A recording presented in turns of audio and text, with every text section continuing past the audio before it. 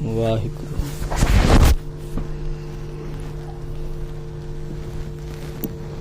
ਵਾਹਿਗੁਰੂ ਜੀ।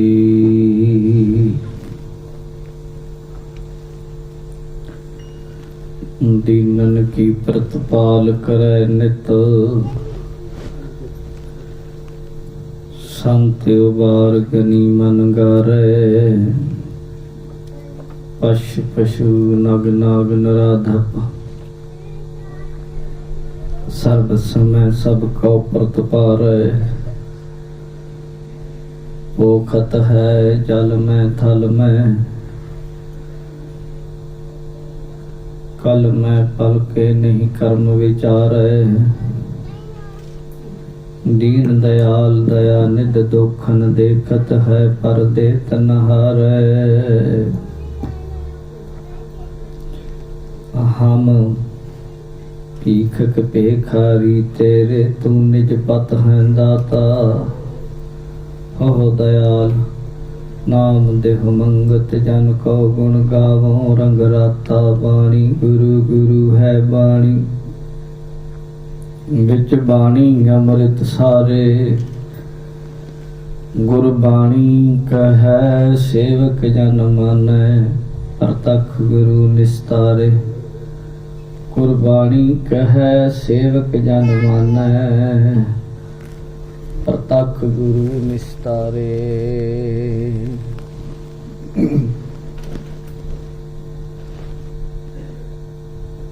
सतनाम श्री वाहिगुरु साहिब जीओ।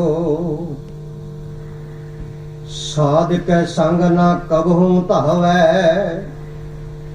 साध के संग सदा सुख पावै। साध संग बस्त अगोचरण है, साधु के संग अजर सह। साध के संग बसै थान ऊंचै, साधु के संग मैल पहुँचै। साध के संग दृढ़ सब धर्म, साध के संग केवल पार ब्रह्म। साध के संग पाए नाम निधान, नानक साधु के कुर्बान। वाहिगुरु जी का खालसा, वाहिगुरु जी की फतेह। जुग जुग टल चबर छतर तख्त दे मालिक,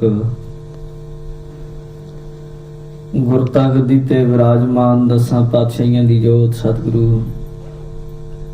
धन धन साहिब श्री गुरु ग्रंथ साहिब जी महाराज जी दी पावन पवित्र हजूरी अंदर सुभाईमान अत सत्कारयोग गुरु प्यारी साध संगत जी।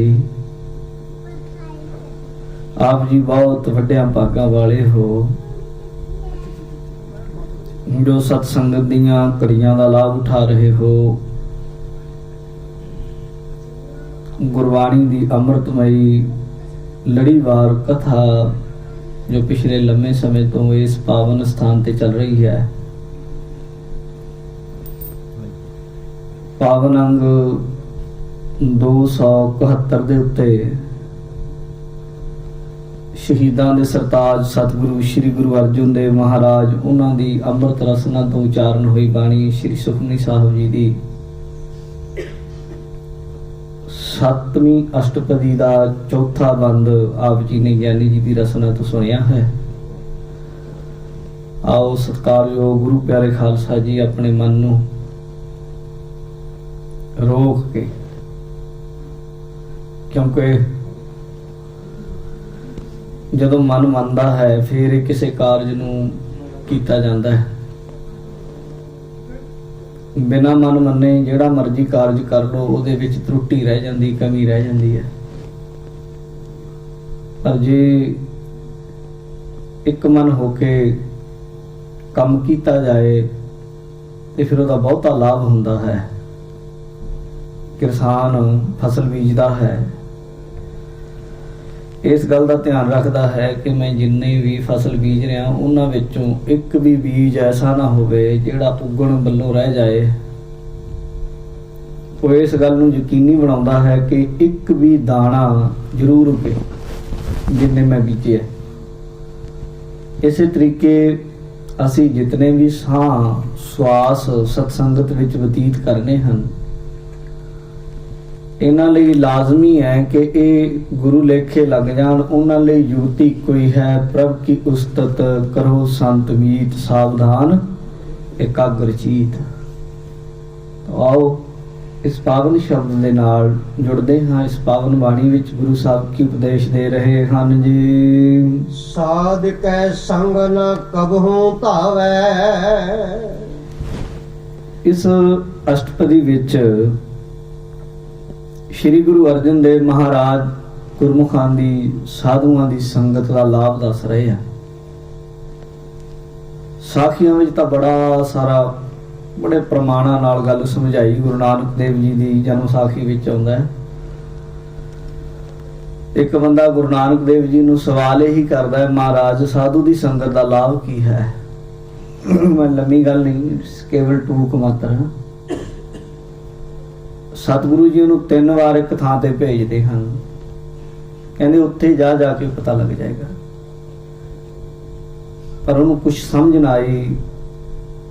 ਚੌਥੀ ਵਾਰ ਜਦੋਂ ਜਾਂਦਾ ਹੈ, ਉਸ ਗੱਲ ਦਾ ਭੇਦ ਖੁੱਲਦਾ ਹੈ। ਉਹ ਕਹਿੰਦਾ, ਪਹਿਲੇ ਦਿਨ ਜਦੋਂ ਤੂੰ ਆਇਆ ਸੀ ਗੁਰਸਿੱਖਾ, ਉਦੋਂ ਅਸੀਂ ਕਾਂ ਬਣੇ ਬੈਠੇ ਸੀ ਦਰਖਤ ਤੇ, ਤੇਰੇ ਦਰਸ਼ਨ ਕੀਤੇ। ਅਗਲੇ ਦਿਨ ਬਗਲੇ ਬਣ ਗਏ, ਫਿਰ ਹੰਸ ਬਣ ਗਏ, ਅੱਜ ਦੇਵਤੇ ਬਣ ਗਏ ਹਾਂ। ਬਹੁਤ ਨਿਚੋੜ ਹੈ ਸਾਖੀ ਦਾ ਕਿ ਗੁਰਮੁਖਾਂ ਦੀ ਸੰਗਤ ਦਾ ਲਾਭ ਇਹ ਹੈ, ਗੁਰਮੁਖਾਂ ਦੀ ਸੰਗਤ ਦਾ ਕਾਮਾਂ ਦੀ ਤਰ੍ਹਾਂ ਕਾਲੇ ਜੀਵਨ ਵਾਲੇ, ਰੌਲਾ ਪਾਉਣ ਵਾਲੇ, ਗੰਦਗੀ 'ਚ ਠੁੰਗਾ ਮਾਰਨ ਵਾਲੇ ਜੀਵ ਬਦਲ ਕੇ ਹੰਸ ਬਣ ਜਾਂਦੇ ਆ ਗੁਰੂ ਦੀ ਸੰਗਤ ਦੇ ਨਾਲ। ਗੁਰਬਾਣੀ ਵਿੱਚ ਵੀ ਲਿਖਿਆ ਹੈ, ਮਹਾਰਾਜ ਸੱਚੇ ਪਾਤਸ਼ਾਹ ਕਹਿੰਦੇ, ਅੰਮ੍ਰਿਤ ਸਾਰ ਸਤਿਗੁਰ ਸਤਿਬਾਦੀ ਜਿਤ ਨਾਤਾ ਕਊਆ ਹੰਸ ਹੋ ਹੈ। ਕਿਆ ਹੰਸ ਕਿਆ ਬਗਲਾ ਜਾ ਕਉ ਨਦਰ ਧਰੇ, ਜੇ ਤਿਸ ਭਾਵੈ ਨਾਨਕਾ ਕਾਗੋ ਹੰਸ ਕਰੇ। ਗੁਰੂ ਐਸੀ ਬਖਸ਼ਿਸ਼ ਕਰਦਾ ਹੈ। ਇਹ ਸਾਧੂਆਂ ਦੀ ਸੰਗਤ ਦਾ ਬਹੁਤ ਵੱਡਾ ਲਾਭ ਹੈ। ਤਾਂ ਇੱਥੇ ਗੁਰੂ ਅਰਜਨ ਦੇਵ ਜੀ ਕਹਿ ਰਹੇ ਨੇ, ਸਾਧ ਕੈ ਸੰਗ ਨਾ ਕਬਹੂ ਧਾਵੈ। ਸਾਧੂਆਂ ਦੀ ਸੰਗਤ ਵਿੱਚ ਰਹਿਣਾ, ਉਹਨਾਂ ਗੁਰਮੁਖਾਂ ਦੀ ਸੰਗਤ ਕੀਤਿਆਂ, ਸਤਿਗੁਰੂ ਜੀ ਕਹਿੰਦੇ ਕਬਹੂ ਦਾ ਅਰਥ ਹੈ ਕਦੇ ਵੀ, ਧਾਵੈ ਦਾ ਅਰਥ ਹੈ ਭਟਕਣਾ, ਭੱਜਣਾ। ਗੁਰੂ ਸਾਹਿਬ ਕਹਿੰਦੇ ਗੁਰਮੁਖਾਂ ਦੀ ਸੰਗਤ ਕਰਕੇ ਜਿਹੜਾ ਮਨ ਹੈ ਬੰਦੇ ਦਾ, ਗੁਰਸਿੱਖੋ, ਇਹ ਭੱਜਦਾ ਨਹੀਂ, ਭਟਕਦਾ ਨਹੀਂ। ਸਭ ਤੋਂ ਜ਼ਿਆਦਾ ਅਗਰ ਕਿਸੇ ਚੀਜ਼ ਦੀ ਸਪੀਡ ਹੈ ਤੇ ਮਨ ਦੀ ਹੈ। ਨਾ ਹਵਾ ਦੀ, ਨਾ ਬਿਜਲੀ ਦੀ, ਨਾ ਸੂਰਜ ਦੀ ਰੋਸ਼ਨੀ ਦੀ, ਇਹਨਾਂ ਚੀਜ਼ਾਂ ਦੀ ਬਹੁਤ ਜ਼ਿਆਦਾ ਸਪੀਡ ਕਿਤਾਬਾਂ 'ਚ ਲਿਖੀ ਮਿਲਦੀ ਹੈ। ਪਰ ਮਨ ਦੀ ਇੰਨੀ ਜ਼ਿਆਦਾ ਗਤੀ ਹੈ, ਇੱਥੇ ਬੈਠਾ ਇੱਕ ਪਲ ਵਿੱਚ ਦੁਨੀਆ ਦੇ ਪਰਲੇ ਕੰਢੇ ਤੇ ਪਹੁੰਚ ਜਾਏਗਾ। ਕਬਹੂ ਜੀੜਾ ਊਬ ਚੜਤ ਹੈ, ਕਬਹੂ ਜਾਏ ਭਿਆਲੇ। ਸਾਰੇ ਕੰਮ ਕਰਨੇ ਸੌਖੇ ਹੈ, ਪਰ ਕੰਮ ਸਭ ਤੋਂ ਔਖਾ ਹੈ ਜੇ ਕਿਸੇ ਨੂੰ ਕਹਿਦਾ ਮਨ ਦੀ ਸਾਧਨਾ, ਆਪਣੇ ਮਨ ਤੇ ਕਾਬੂ ਕਰ ਲੈ, ਆਪਣੇ ਮਨ ਨੂੰ ਰੋਕ ਲੈ, ਤੇ ਇਹ ਸਾਧ ਸੰਗਤ ਜਰਾ ਕਠਿਨ ਹੈ ਮਾਰਗ। ਪਰ ਮਹਾਰਾਜ ਕਹਿੰਦੇ ਗੁਰਮੁਖਾਂ ਦੀ ਸੰਗਤ ਵਿੱਚ ਇਹ ਕੰਮ ਬੜੇ ਸਹਿਜੇ ਹੋ ਜਾਂਦਾ ਹੈ। ਇਹ ਮਨ ਭਟਕਣਾ ਤੋਂ ਰੁਕ ਜਾਂਦਾ ਹੈ, ਯਾਨੀ ਸਮਾਧੀ ਵੀ ਉਸੇ ਨੂੰ ਕਹਿੰਦੇ ਹਨ। ਧਾਰਨਾ ਧਿਆਨ ਤੋਂ ਬਾਅਦ ਫਿਰ ਸਮਾਧੀ ਲੱਗਦੀ ਹੈ। ਧਿਆਤਾ ਧਿਆਨ ਤੇ ਗਿਆਤਾ ਗਿਆਨ ਗੇਨ, ਇਹ ਸਾਰੀਆਂ ਚੀਜ਼ਾਂ ਅਵਸਥਾਵਾਂ ਲੰਘ ਕੇ ਮਨ ਦਾ ਟਿਕ ਜਾਣਾ ਸਮਾਧੀ ਹੈ। ਮਹਾਰਾਜ ਕਹਿੰਦੇ ਜਿਹੜੀ ਗੁਰਸਿੱਖ ਦੀ ਸਮਾਧੀ ਲੱਗ ਜਾਂਦੀ ਹੈ ਜਿਸ ਵੇਲੇ ਗੁਰਮੁਖਾਂ ਦੀ ਸੰਗਤ ਕਰਦਾ ਹੈ। ਸਾਧ ਕੈ ਸੰਗ ਸਦਾ ਸੁਖ ਪਾਵੈ। ਸੁਖ ਕੌਣ ਨਹੀਂ ਚਾਹੁੰਦਾ? ਮਨੁੱਖ ਦਾ ਪ੍ਰਯੋਜਨ ਹੀ ਸੁੱਖਾਂ ਦੀ ਪ੍ਰਾਪਤੀ ਹੈ। ਤੁਸੀਂ ਸਾਰੇ ਦੇਸ਼ ਛੱਡ ਕੇ ਪ੍ਰਦੇਸ਼ ਨੂੰ ਆਏ ਹੋ, ਘਰ ਦੇ ਜੀਆਂ ਨੂੰ, ਬਾਲ ਬੱਚਿਆਂ ਨੂੰ, ਉਹ ਸੱਜਣਾ ਬੇਲੀਆਂ ਨੂੰ ਛੱਡ ਕੇ ਆਏ ਹੋ। ਜਿਨ੍ਹਾਂ ਵਰਗਾ ਕੋਈ ਮਿੱਤਰ ਨਹੀਂ ਮਿਲ ਸਕਦਾ। ਜੋ ਬਚਪਨ ਦੇ ਮਿੱਤਰ ਹੁੰਦੇ ਉਹਨਾਂ ਵਰਗਾ ਜ਼ਿੰਦਗੀ 'ਚ ਕਦੇ ਮਿੱਤਰ ਨਹੀਂ ਬਣਦਾ। ਜੋ ਬੰਦੇ ਨੂੰ ਆਪਣਾ ਪਿੰਡ ਪਿਆਰਾ ਹੁੰਦਾ ਹੈ, ਉਨਾ ਪਿਆਰ ਬੰਦਾ ਦੁਨੀਆ ਦੀ ਕਿਸੇ ਦੂਜੀ ਥਾਂ ਨੂੰ ਕਰ ਨਹੀਂ ਸਕਦਾ, ਭਾਵੇਂ ਕਹੀ ਜਾਵੇ, ਪਰ ਉਹ ਯਾਦਾਂ ਰਹਿੰਦੀਆਂ। ਕਿਸ ਚੀਜ਼ ਦੀ ਭਾਲ ਲਈ? ਕੇਵਲ ਸੁੱਖਾਂ ਦੇ ਲਈ ਬੰਦਾ ਹੁੰਦਾ ਹੈ। ਪਰ ਮਹਾਰਾਜ ਸਤਿਗੁਰੂ ਜੀ ਕਹਿੰਦੇ ਆ, ਭਾਵੇਂ ਬੰਦਾ ਜਿੱਥੇ ਮਰਜ਼ੀ ਚਲਾ ਗਿਆ, ਸੁਖ ਨਹੀਂ। ਕਬੀਰ ਸੁਖ ਨਾ ਇਹ ਜੁਗ ਕਰੇ ਜੋ ਬਹੁਤੀ ਮੀਤ। ਭਾਵੇਂ ਬਹੁਤੇ ਮਿੱਤਰ ਬਣਾ ਲਏ, ਦੇਸ਼ ਛੋੜ ਪਰਦੇਸੈ ਧਾਇਆ, ਜਿੱਥੇ ਮਰਜ਼ੀ ਚਲਾ ਜਾਏ, ਪਰ ਅੰਦਰ ਦੀ ਸ਼ਾਂਤੀ, ਆਤਮਿਕ ਸੁਖ ਨਹੀਂ ਸਾਧ ਸੰਗਤ ਬਣਦਾ। ਸਤਿਗੁਰੂ ਗੁਰੂ ਅਰਜਨ ਦੇਵ ਜੀ ਸੁਖ ਦੀ ਇੱਕ ਜੁਗਤੀ ਦੱਸ ਰਹੇ ਹੈ। ਉਹਨੂੰ ਕੋਈ ਮੰਨ ਲਈ ਚੰਗਾ, ਨਾ ਮੰਨੇ ਉਹਦੀ ਮਰਜ਼ੀ ਹੈ। ਸਤਿਗੁਰੂ ਜੀ ਕਹਿੰਦੇ, ਸਾਧ ਕੈ ਸੰਗ ਸਦਾ ਸੁਖ ਪਾਵੈ। ਸੁਖ ਤੁਹਾਨੂੰ ਇੱਥੇ ਵੀ ਮਿਲਦਾ ਹੈ। ਸਾਨੂੰ ਸਾਰਿਆਂ ਨੂੰ ਸੁਖ ਦਾ ਸਾਹਮਣਾ ਕਿਤੇ ਨਾ ਕਿਤੇ ਅਸੀਂ ਕਰਦੇ ਹਾਂ, ਪਰ ਉਹ ਸੁਖ ਸਦੀਵ ਹੀ ਸੁਖ ਨਹੀਂ ਹੈ। ਉਹ ਸੁਖ ਛਿਨ ਭੰਗਰ ਹੈ, ਵਕਤੀ ਸੁਖ ਹੈ। ਕੁਝ ਖਾ ਲਿਆ ਪੀ ਲਿਆ, ਬੜਾ ਵਧੀਆ ਲੱਗਿਆ, ਸੁਖ ਹੈ। ਕੋਈ ਬੰਦਾ ਮਿਲ ਲਿਆ, ਚੰਗਾ ਲੱਗਿਆ ਉਹਨੂੰ ਮਿਲ ਕੇ, ਥੋੜੇ ਟਾਈਮ ਬਾਅਦ ਫਿਰ ਸਦਾ ਸੁਖ ਨਹੀਂ। ਜਿਹਨੂੰ ਵਿਗਾਸ ਆਖਿਆ, ਜਿਹਨੂੰ ਜਪਜੀ ਸਾਹਿਬ ਵਿੱਚ ਆਖਿਆ, ਨਾਨਕ ਭਗਤਾ ਸਦਾ ਵਿਗਾਸ, ਜਾਣੀ ਹਮੇਸ਼ਾ ਹੀ ਖੇੜਾ ਰਹਿਣਾ। ਦੁੱਖ ਵੀ ਹੋਵੇ, ਦੁੱਖ ਵਿੱਚ ਵੀ, ਦੁੱਖ ਵਿੱਚ ਸੁਖ ਮਨਾਈ ਦੀ ਜਿਹੜੀ ਅਵਸਥਾ ਹੈ, ਜੋ ਨਰ ਦੁੱਖ ਮੈਂ ਦੁੱਖ ਨਹੀਂ ਮਾਨਣਾ, ਸੁਖ ਸਨੇ ਯਾਰ ਭੈ ਨਹੀਂ ਜਾ ਕੇ ਕੰਚਨ ਮਾਟੀ ਮਾਨਣਾ। ਇਹ ਅਵਸਥਾ ਕਿੱਡੀ ਵੱਡੀ ਹੈ। ਸੋਚੋ ਕਿ ਕਿੰਨਾ ਉਹ ਸੁਖ ਜਿਹਦੇ ਚ ਦੁੱਖ ਹੈ, ਉਹ ਕਿੱਥੋਂ ਮਿਲਦਾ ਹੈ? ਮਹਾਰਾਜ ਕਹਿੰਦੇ, ਸਾਧ ਕੈ ਸੰਗ ਸਦਾ ਸੁਖ ਪਾਵੈ। ਗੁਰਮੁਖਾਂ ਦੀ ਸੰਗਤ, ਸਾਧੂਆਂ ਦੀ ਸੰਗਤ, ਉਹਦੇ ਨਾਲ ਸਦੀਵੀ ਸੁਖ ਪ੍ਰਾਪਤ ਕਰ ਲੈਂਦਾ ਹੈ, ਬੰਦਾ ਲੱਭ ਲੈਂਦਾ ਹੈ। ਸਾਧ ਸੰਗ ਬਸਤ ਅਗੋਚਰ ਲਹੈ। ਬਸਤ, ਬਸਤ ਦਾ ਅਰਥ ਹੈ ਵਸਤੂ।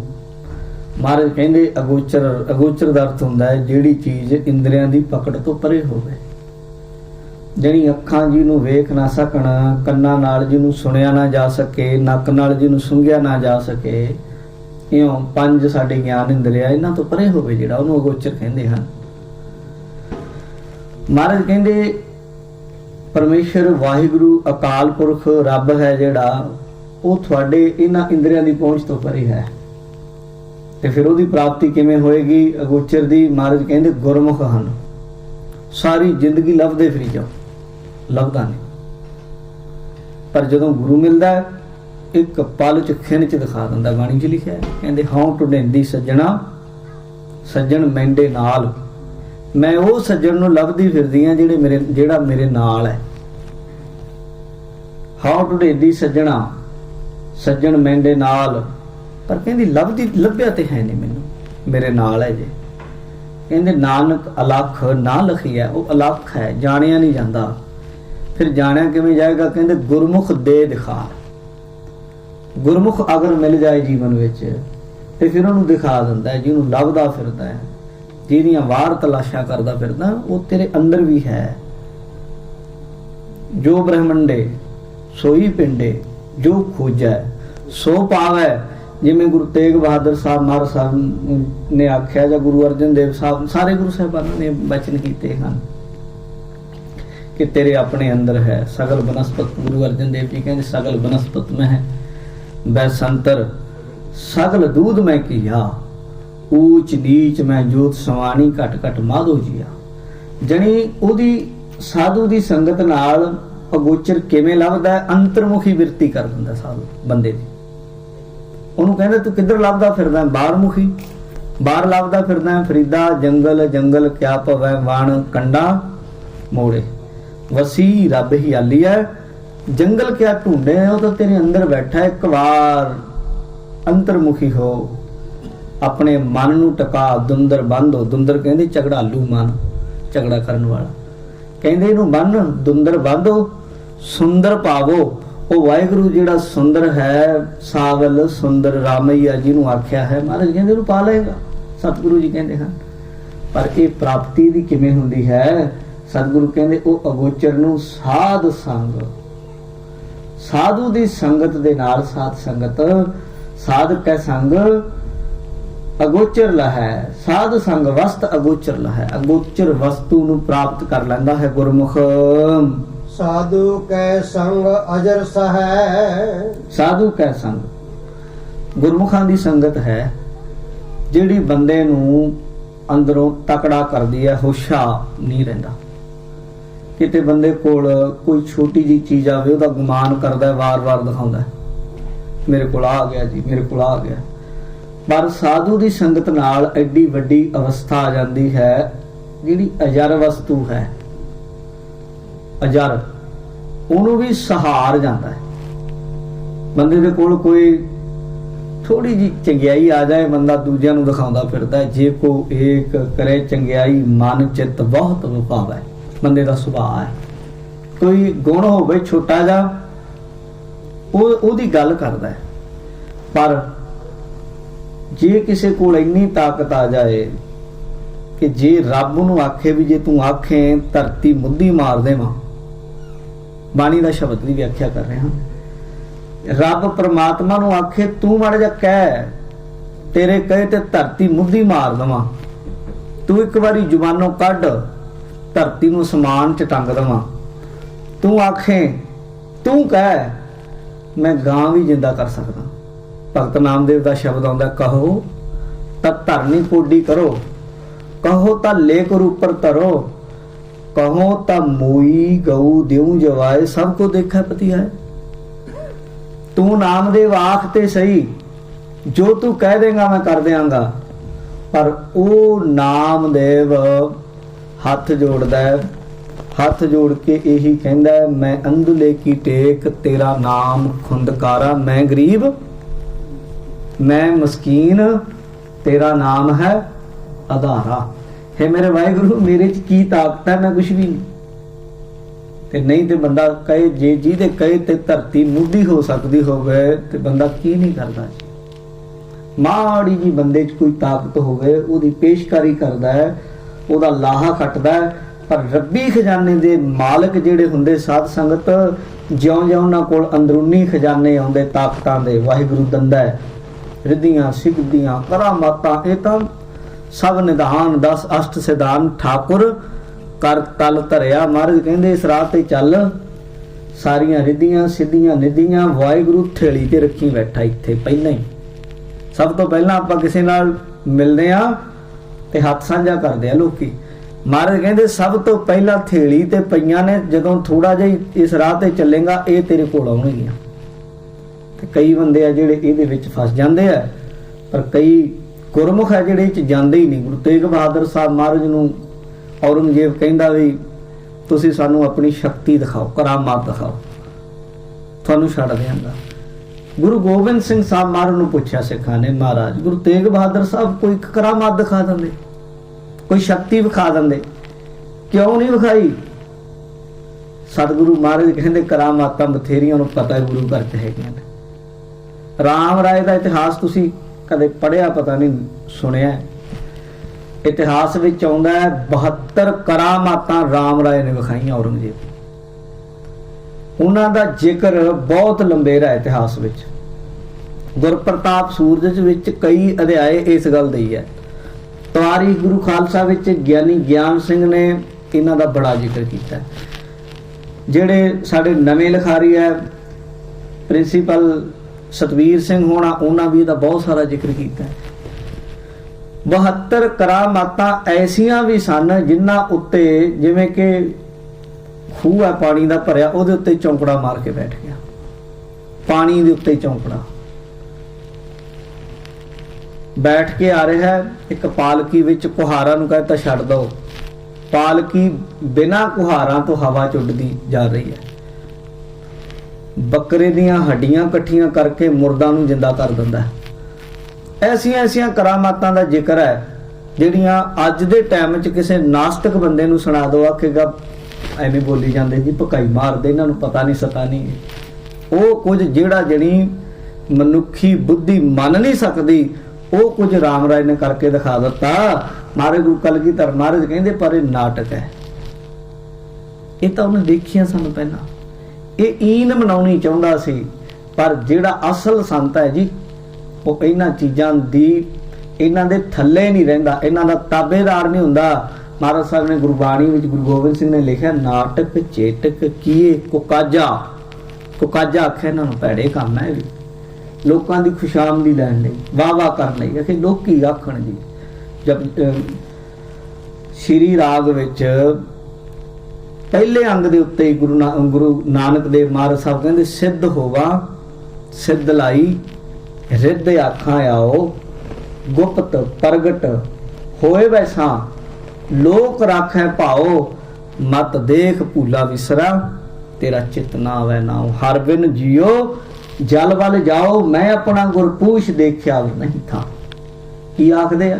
ਕਹਿੰਦੇ ਕੋਈ ਸਿੱਧ ਵੀ ਬਣ ਜਾਵੇ, ਜੇ ਮੈਂ ਸਿੱਧ ਵੀ ਹੋਵਾਂ, ਬਹੁਤ ਵੱਡਾ ਸਿੱਧੀਆਂ ਵੀ ਪ੍ਰਾਪਤ ਕਰ ਲਵਾਂ, ਸਿੱਧ ਹੋਵਾਂ ਸਿੱਧ ਲਾਈ ਸਿੱਧੀਆਂ ਪ੍ਰਾਪਤ ਕਰ ਲਵਾਂ, ਤੇ ਰਿੱਧੀਆਂ ਨੂੰ ਆਖਾਂ ਮੇਰੇ ਕੋਲ ਆ ਜਾਣ, ਤੇ ਇੰਨੀ ਤਾਕਤ ਹੋਵੇ ਗੁਪਤ, ਜਦੋਂ ਮੇਰਾ ਜੀ ਕਰੇ ਲੋਕਾਂ 'ਚ ਗੁਪਤ ਹੋ ਜਾਵਾਂ, ਦਿਸਣੋਂ ਹਟ ਜਾਵਾਂ, ਤੇ ਜਦੋਂ ਦਿਲ ਕਰੇ ਉਦੋਂ ਪ੍ਰਗਟ ਹੋ ਜਾਵਾਂ, ਤੇ ਦੁਨੀਆ 'ਚ ਜਿੱਥੇ ਜੀ ਕਰੇ ਉੱਥੇ ਜਾ ਕੇ ਪ੍ਰਗਟ ਹੋ ਜਾਵਾਂ, ਤੇ ਲੋਕੀ ਡਰਨ ਕਿ ਬੜੀਆਂ ਸਿੱਧੀਆਂ ਵਾਲਾ ਹੈ।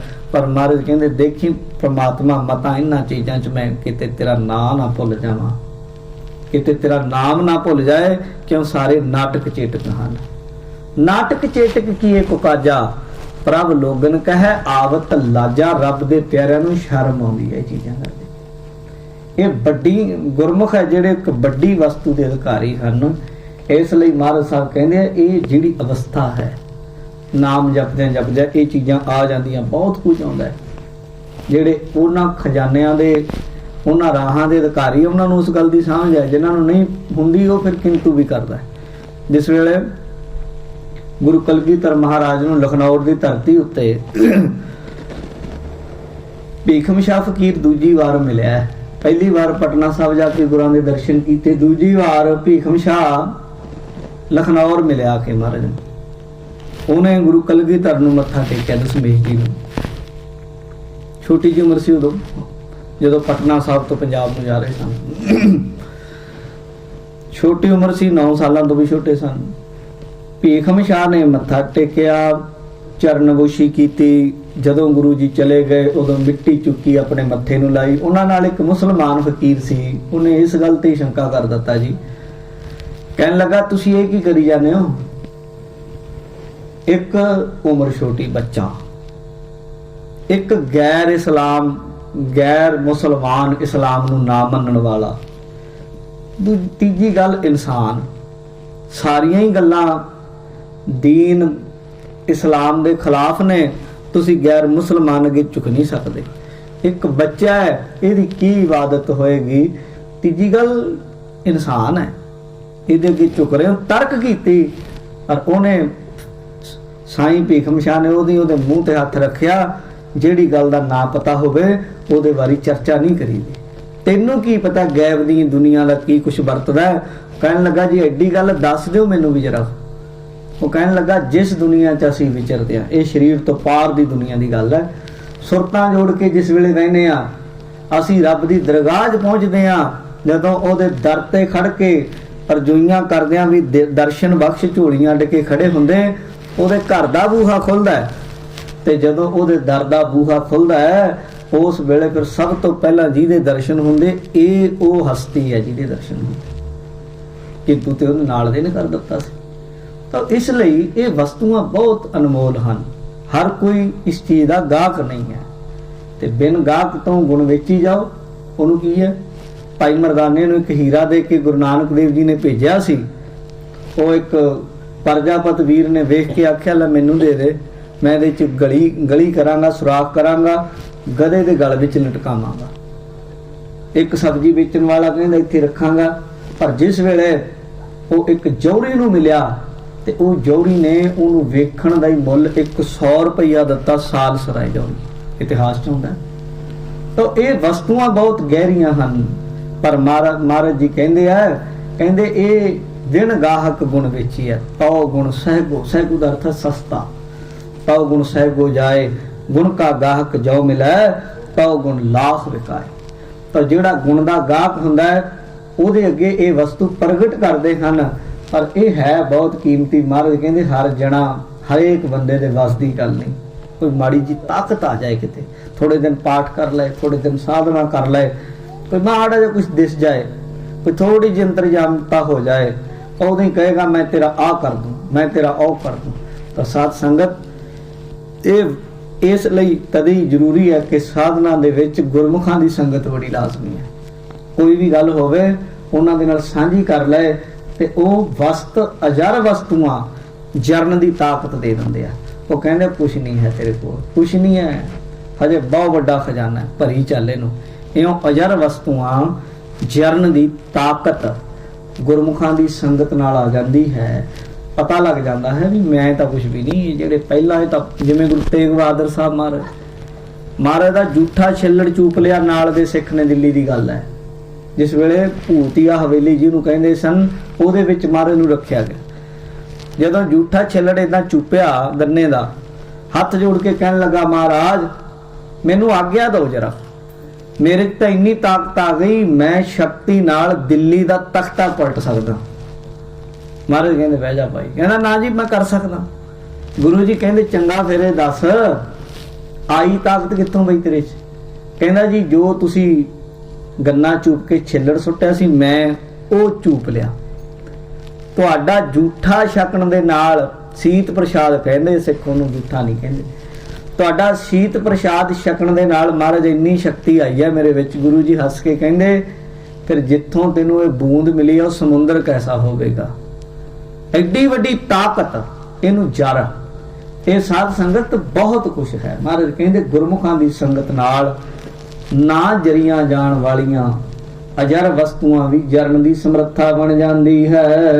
ਸਾਧ ਕੈ ਸੰਗ ਬਸੈ ਥਾਨ ਉੱਚੈ। ਉੱਚਾ ਥਾਂ, ਉੱਚੀ ਕੋਈ ਬਿਲਡਿੰਗ ਨਹੀਂ ਹੁੰਦੀ ਜਾਂ ਉੱਚਾ ਟਿੱਲਾ ਨਹੀਂ, ਉੱਚੀ ਅਵਸਥਾ ਜਾਂ ਉੱਚਾ ਥਾਨ, ਉੱਚੇ ਉੱਪਰ ਉੱਚਾ ਨਾਮ। ਉੱਚਿਆਂ ਤੋਂ ਵੀ ਉੱਚੀ ਕਿਹੜੀ ਚੀਜ਼ ਹੈ? ਨਾਮ। ਪ੍ਰਭ ਦਾ ਸਿਮਰਨ ਸਭ ਤੇ ਉੱਚਾ। ਜਣੀ ਨਾਮ ਜਪਣ ਵਾਲੇ ਸਾਧੂਆਂ ਦੀ ਸੰਗਤ ਵਾਲੇ ਗੁਰਮੁਖ ਹੈ ਜਿਹੜੇ, ਉਹ ਗੁਰਮੁਖ ਉੱਚੀਆਂ ਥਾਵਾਂ ਤੇ ਵਸਦੇ ਆ। ਇੱਕ ਤਾਂ ਜਿਹੜਾ ਕੋਸ਼ਕਾਰਾਂ ਨੇ ਅਰਥ ਕੀਤਾ, ਪ੍ਰਿੰਸੀਪਲ ਸਾਹਿਬ ਸਿੰਘ ਨੇ ਬੜਾ ਸਿੰਪਲ ਸੌਖਿਆ ਸਮਝਣ ਵਾਲਾ, ਕਹਿੰਦਾ ਉੱਚੀ ਸੁਰਤ ਰਹਿੰਦੀ ਉਹਨਾਂ ਦੀ। ਪਰ ਜੋ ਪੁਰਾਤਨ ਮਹਾਤਮਾ ਲੋਕ ਜੋ ਇਸ ਗੱਲ ਨੂੰ ਮੰਨਦੇ ਆ ਵੀ ਇਸ ਦੁਨੀਆ ਤੋਂ ਪਰੇ ਵੀ ਪਤਾ ਨਹੀਂ ਕਿੰਨੀਆਂ ਕੁ ਦੁਨੀਆ ਨੇ, ਪਤਾ ਨਹੀਂ ਕਿੰਨੇ ਪਤਾਲ ਨੇ, ਕਿੰਨੇ ਸਵਰਗ ਨੇ, ਕੀ ਕੁਝ ਹੈ। ਉਹਨਾਂ ਆਖਿਆ ਉਹ ਪੁਰੀਆਂ ਜਿਹੜੀਆਂ ਪੁਰੀਆਂ ਦੇ ਉੱਤੇ ਪਹਿਲੀ ਆਮ ਪੁੰਨੀ ਲੋਕ ਜਿਨ੍ਹਾਂ ਨੂੰ ਕਹਿ ਦਿੰਦੇ ਪਿੱਤਰ ਲੋਕ ਵਸਦੇ ਆ, ਫਿਰ ਦੇਵ ਲੋਕ ਹੈ, ਫਿਰ ਪੁਰੀਆਂ ਨੇ। ਇਹਨਾਂ ਤੋਂ ਉੱਤੇ ਜਿਹੜਾ ਸਭ ਤੋਂ ਉੱਤੇ ਹੈ ਉਸ ਸੱਚਖੰਡ ਜੀ ਨੂੰ ਆਖਿਆ। ਸੱਚਖੰਡ ਵਸੈ ਨਿਰੰਕਾਰ, ਉਹਨੂੰ ਉੱਚਾ ਥਾਂ ਆਖਿਆ। ਮਹਾਰਾਜ ਸਾਹਿਬ ਕਹਿੰਦੇ ਗੁਰਮੁਖਾਂ ਦੀ ਸੰਗਤ ਦੇ ਨਾਲ ਉਸ ਉੱਚੇ ਥਾਂ ਦੇ ਵਾਸੀ ਹੋ ਜਾਈਦਾ ਹੈ। ਸਾਧੂ ਕੈ ਸੰਗ ਮਹਿਲ ਪਹੁੰਚੈ। ਮਹਿਲ ਟਿਕਾਣਾ, ਮੰਜ਼ਿਲ। ਮਹਾਰਾਜ ਸਾਹਿਬ ਕਹਿੰਦੇ ਜਦੋਂ ਗੁਰਮੁਖਾਂ ਦੀ ਸੰਗਤ ਕਰਦਾ, ਕਿਸੇ ਨੂੰ ਸਾਧ ਸੰਗਤ ਮੰਜ਼ਿਲ ਤੋਂ ਬਿਨਾਂ ਤੋਰੀ ਫਿਰੀ ਜਾਓ, ਕਿੰਨਾ ਕੁ ਤੁਰ ਲਏਗਾ।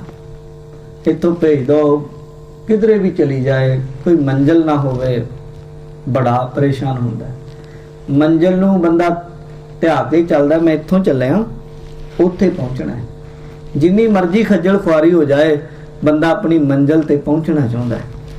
ਪਰ ਸਾਧ ਸੰਗਤ ਕਿਤੇ ਆਪਣੀ ਜ਼ਿੰਦਗੀ ਨੂੰ ਵੇਖੀਏ, ਮਹਾਰਾਜ ਕਹਿੰਦੇ ਤੂੰ ਬਹੁਤ ਲੰਮੇ ਸਮੇਂ ਦਾ ਚੱਲਿਆ, ਬਹੁਤ ਵਾਰੀ ਆਇਆ, ਮੰਜ਼ਿਲ ਮਹਿਲ ਮਿਲਿਆ ਹੀ ਨਹੀਂ, ਤੈਨੂੰ ਘਰ ਭੁੱਲ ਗਿਆ। ਬਾਣੀ 'ਚ ਲਿਖਿਆ ਹੈ ਜੰਮੈ ਮਰੈ ਮਰੈ ਫਿਰ ਜੰਮੈ ਬਹੁਤ ਸਜਾਏ ਪਿਆ ਦੇਸ਼ ਲੰਮੈ। ਕਹਿੰਦੇ ਲੰਮੇ ਦੇਸ਼ ਦੀ ਯਾਤਰਾ 'ਚ ਪੈ ਗਿਆ, ਮੰਜ਼ਿਲ ਮਿਲੀ ਨਹੀਂ, ਟਿਕਾਣਾ ਮਿਲਿਆ ਨਹੀਂ, ਪਰੇਸ਼ਾਨ ਹੋ ਰਹੇ ਹਾਂ। ਆਪਾਂ ਕਿਤੇ ਜਾਣਾ ਹੋਵੇ, ਅੱਗੋਂ ਆਪਾਂ ਨੂੰ ਕੋਈ ਲੈਣ ਵਾਲਾ ਨਾ ਆਵੇ, ਕੋਈ ਟਿਕਾਣੇ ਦਾ ਪਤਾ ਨਾ ਹੋਵੇ, ਆਪਾਂ ਨੂੰ ਐਡਰੈਸ ਗੁੰਮ ਹੋ ਜਾਏ, ਕਿੰਨੀ ਪਰੇਸ਼ਾਨੀ ਹੈ। ਇਹ ਜੀਵ ਕਈ ਜਨਮਾਂ ਦਾ ਵਿਛੜਿਆ ਰਿਹਾ, ਮੰਜ਼ਿਲ ਤੇ ਨਹੀਂ ਪਹੁੰਚਿਆ, 100 ਦਰ 100 ਘਰ 'ਚ ਨਹੀਂ ਪਹੁੰਚ ਸਕਿਆ। ਤੇ ਮਹਾਰਾਜ ਸਾਹਿਬ ਕਹਿ ਰਹੇ ਨੇ, ਕਹਿੰਦੇ ਇਹਦੀ ਜੀਵਨ ਦੀ ਸਫਲਤਾ ਹੋ ਸਕਦੀ ਹੈ, ਉਹ ਮਹਿਲ ਦੀ ਪ੍ਰਾਪਤੀ ਹੋ ਸਕਦੀ ਪ੍ਰਭੂ ਦੇ ਘਰ ਦੀ। ਕਿਵੇਂ ਜੀ? ਮਹਾਰਾਜ ਸਾਹਿਬ ਕਹਿੰਦੇ ਸਾਧੂ ਕੈ ਸੰਗ, ਗੁਰਮੁਖਾਂ ਦੀ ਸੰਗਤ ਨਾਲ, ਉਹਨਾਂ ਦੀ ਸੰਗਤ ਵਿੱਚ, ਸਾਧ ਸੰਗਤ ਉੱਚੇ ਸੁੱਚੇ ਜੀਵਨ ਨਾਲ ਲਗਨ ਲੱਗ ਜਾਂਦੀ ਹੈ। ਸਾਧ ਕੈ ਸੰਗ ਦ੍ਰਿੜੈ ਸਭ ਧਰਮ। ਧਰਮ ਕਮਾਉਣਾ, ਸਭ ਧਰਮ, ਸਭ ਧਰਮ ਕੀ ਧਰਮ ਦੇ ਜਿੰਨੇ ਵੀ ਗੁਣ ਹਨ, ਲੱਛਣ ਹਨ। ਉਂਝ ਜਦੋਂ ਪੜ੍ਹਦੇ ਹਾਂ ਗ੍ਰੰਥਾਂ ਨੂੰ, ਧਰਮ ਲਿੰਗ 10 ਹੈ, ਧਰਮ ਦੇ 10 ਗੁਣ ਆਖਿਆ। ਕਿਹੜੇ ਕਿਹੜੇ? ਉਹ ਸਾਰਕਤਾਵਲੀ ਗ੍ਰੰਥ ਵਿੱਚ ਲਿਖਿਆ ਹੋਇਆ ਹੈ ਕਿ ਖੇਮਾ, ਅਹਿੰਸਾ, ਗਿਣੀ ਚੱਲਿਓ, ਖੇਮਾ, ਅਹਿੰਸਾ, ਦਇਆ, ਮ੍ਰਿਦ, ਸਤ ਵਚਨ, ਤਪ, ਦਾਨ, ਸੀਲ, ਸੌਚ, ਤ੍ਰਿਸ਼ਨਾ ਬਿਨਾ। ਧਰਮ ਲਿੰਗ 10 ਜਾਨ। ਇਹ ਧਰਮ ਦੇ 10 ਗੁਣ ਹੈ, ਜਿਨ੍ਹਾਂ ਨੂੰ ਸਿੱਧੇ ਲਫ਼ਜ਼ਾਂ ਵਿੱਚ ਸਤ, ਸੰਤੋਖ, ਦਇਆ, ਧਰਮ ਇਤਿਆਦਿਕ ਜਿਹੜੇ ਸ਼ੁਭ ਗੁਣ ਹਨ, ਇਹ ਗੁਣ ਹੈ ਧਰਮ ਦੇ। ਮਹਾਰਾਜ ਸਾਹਿਬ ਜੀ ਕਹਿ ਰਹੇ ਨੇ, ਸਤਿਗੁਰੂ ਜੀ ਕਹਿੰਦੇ, ਸਾਧ ਕੈ ਸੰਗ ਦ੍ਰਿੜੈ ਸਭ ਧਰਮ। ਜਿਹੜਾ ਸਾਧੂਆਂ ਦੀ ਸੰਗਤ ਕਰਦਾ ਹੈ, ਉਹ ਬੰਦੇ ਦੇ ਅੰਦਰ ਧਰਮ ਦੇ ਜਿੰਨੇ ਵੀ ਚੰਗੇ ਗੁਣ ਹੈ ਉਹ ਦ੍ਰਿੜ ਹੋ ਜਾਂਦੇ ਆ। ਸਾਰੇ ਜਿੰਨੇ ਜਾਂ ਸਭ ਧਰਮ, ਦੁਨੀਆ ਦੇ ਜਿੰਨੇ ਵੀ ਧਰਮ ਹੈ, ਆਸਤਿਕ ਧਰਮ, ਰੱਬ ਨੂੰ ਮੰਨਣ ਵਾਲੇ। ਵੈਸੇ ਉਂਝ ਦੁਨੀਆ ਵਿੱਚ ਕੁਝ ਨਾਸਤਿਕ ਧਰਮ ਵੀ ਹੈ, ਕੁਝ ਐਸੇ ਵੀ ਹੈ। ਧਰਮ ਦਾ ਅਰਥ ਹੁੰਦਾ ਪੰਧ, ਰਾਹ। ਤੇ ਜਦੋਂ ਜਿਹੜੇ ਕੇਵਲ ਇਹੀ ਕਹਿੰਦੇ ਵੀ ਰੱਬ ਹੈ ਨਹੀਂ, ਕਿਤੇ ਹਿੰਦੂ ਮਤ ਦੇ ਅੰਦਰ 4 ਵਾਕ ਦਰਸ਼ਨ ਹੈ। ਇੱਕ ਸਾਨੂੰ ਪੜਾਇਆ ਸੀ ਸਾਡੇ ਆਚਾਰੀਆ ਨੇ, 4 ਵਾਕ ਨੂੰ ਪੜ੍ਹਦੇ ਉਹ ਵੀ ਇਹੀ ਗੱਲ ਕਹਿੰਦਾ, ਕਹਿੰਦਾ ਮੈਂ ਮੁਕਤ ਕਰਾਉਂਗਾ ਤੁਹਾਨੂੰ। ਮੁਕਤੀ ਕਾਹਤੋਂ ਕਰਾਉਂ, ਕਿਸ ਤੋਂ ਕਰਾਉਂ? ਕਹਿੰਦਾ ਜਿਹੜਾ ਤੁਸੀਂ ਮੰਨੀ ਬੈਠੇ ਰੱਬ ਹੈਗਾ ਉਹਦਾ, ਉਹ ਵੀ 4 ਵਾਕੀਆਂ ਦਾ ਧਰਮ ਹੈ। ਕਈ ਤਰ੍ਹਾਂ ਦੇ ਧਰਮ ਹੈ, ਪਰ ਸਾਧੂਆਂ ਦੀ ਸੰਗਤ ਨਾਲ ਸਭ ਧਰਮ, ਜਾਣੀ ਧਰਮ ਦੇ ਜਿਹੜੇ ਸਾਰੇ ਗੁਣ ਹੈ, ਚੰਗੇ ਧਰਮ ਦੇ ਜਿਹੜੇ ਧਰਮ ਦੇ ਲੱਛਣ ਹੈ, ਗੁਣ ਹੈ, ਗੁਰਮੁਖਾਂ ਦੀ ਸੰਗਤ ਨਾਲ, ਸਾਧ ਸੰਗਤ ਬੰਦੇ ਦੇ ਅੰਦਰ ਦ੍ਰਿੜ ਹੋ ਜਾਂਦੇ ਆ। ਉਹ ਬੰਦਾ, ਸਾਧ ਸੰਗਤ ਜੀ, ਵਿਵੇਕੀ ਹੋ ਜਾਂਦਾ ਹੈ, ਉਹ ਬੰਦਾ ਵੈਰਾਗੀ ਹੋ ਜਾਂਦਾ ਹੈ, ਉਹ ਬੰਦਾ ਸ਼ਰ ਸੰਪत्ति ਵਾਲਾ ਹੋ ਜਾਂਦਾ ਹੈ, ਤੇ ਉਹ ਬੰਦਾ ਮੋਕਸ਼ ਦੀ ਇੱਛਾ ਵਾਲਾ ਅਧਿਕਾਰੀ ਹੋ ਜਾਂਦਾ ਹੈ, ਅਧਿਕਾਰੀ ਹੋ ਜਾਂਦਾ ਹੈ। ਧਰਮ ਦੇ ਇਹ ਜਿਹੜੇ ਗੁਣ ਹਨ, ਸਾਧੂਆਂ ਦੀ ਸੰਗਤ ਨਾਲ ਬੰਦੇ ਦੇ ਹਿਰਦੇ ਅੰਦਰ ਦ੍ਰਿੜ ਹੋ ਜਾਂਦੇ ਹਨ। ਨਾਸਤਿਕ ਤੋਂ ਨਾਸਤਿਕ ਬੰਦਾ ਵੀ ਗੁਰਮੁਖਾਂ ਦੀ ਸੰਗਤ ਵਿੱਚ ਧਰਮੀ ਹੋ ਜਾਂਦਾ ਹੈ। ਸਾਧ ਕੈ ਸੰਗ ਕੇਵਲ ਪਾਰ ਬ੍ਰਹਮ। ਸਾਧੂਆਂ ਦੀ ਸੰਗਤ ਦਾ ਲਾਭ ਬਹੁਤ ਹੈ। ਉਹ ਕੇਵਲ ਤੋਂ ਕੇਵਲ ਪਾਰ ਬ੍ਰਹਮ ਪਰਮੇਸ਼ਰ ਨਾਲ ਗੁਰਮੁਖ ਜੁੜ ਜਾਂਦਾ ਹੈ। ਨਹੀਂ ਜੁੜ ਪਾਉਂਦਾ ਹਉਮੈ ਦੇ ਆਸਰੇ, ਨਹੀਂ ਜੁੜ ਪਾਉਂਦਾ ਦੁਨੀਆ। ਕਿਤੇ ਬੈਠ ਕੇ ਵੇਖੋ ਦੁਨੀਆਦਾਰਾਂ ਦੀ ਵਿੱਚ ਜੁੜੀ ਹੋਈ ਸੁਰਤ ਨੂੰ ਵੀ ਤੋੜ ਕੇ ਰੱਖ ਦੇਣਾ। ਗੱਲਾਂ ਹੀ ਇਸ ਤਰ੍ਹਾਂ ਦੀਆਂ ਸਾਸਾਂ। ਪਰ ਜਿਹੜੇ ਨਾਮ ਜਪਣ ਵਾਲੇ ਹਨ, ਜਦੋਂ ਉਹਨਾਂ ਦੀ ਸੰਗਤ ਕਰਦੇ ਹਾਂ, ਮਹਾਰਾਜ ਸਾਹਿਬ ਕਹਿੰਦੇ ਸਾਧ ਕੈ ਸੰਗ ਕੇਵਲ ਪਾਰ ਬ੍ਰਹਮ। ਉੱਥੇ ਕੇਵਲ ਪਰਮੇਸ਼ਰ ਵਾਹਿਗੁਰੂ ਅਕਾਲ ਪੁਰਖ ਦਾ ਰਾਹ ਹੈ।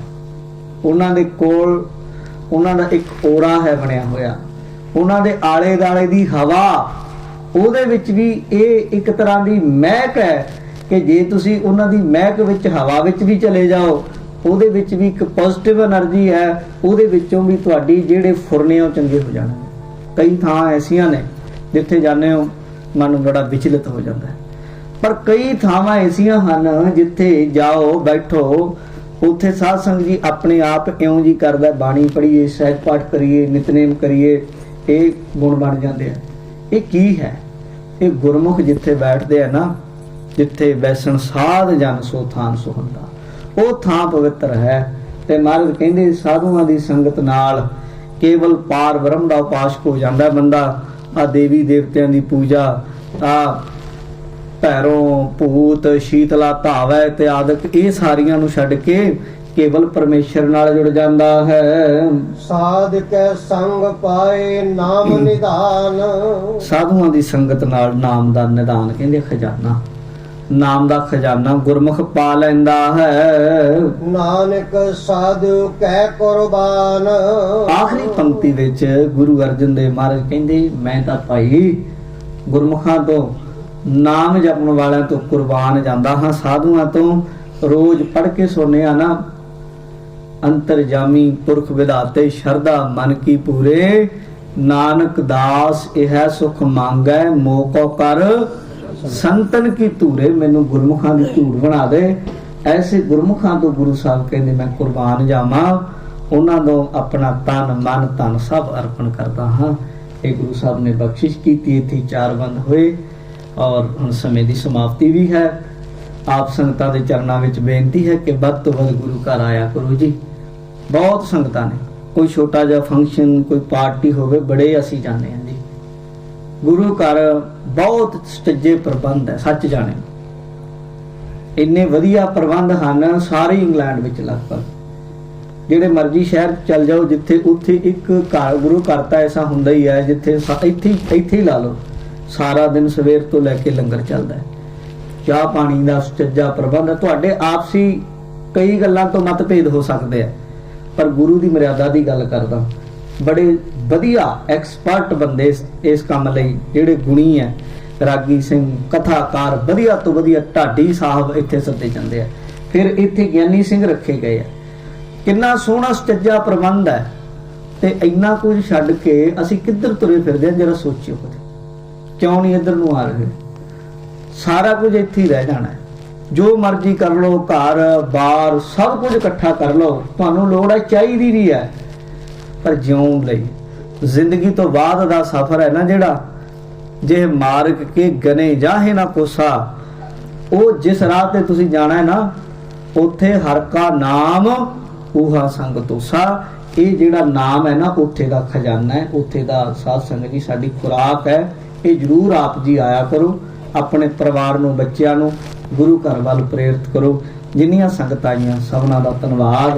और हुण अपने कोल सत्कारयोग ढाडी भाई अवतार सिंह बासी पहुंचे हुए ने उन्हां तो लाहे लैणे होईयां भुल्लां दी खिमा। बुलाओ फतेह। वाहिगुरू जी का खालसा वाहिगुरू जी की फतेह।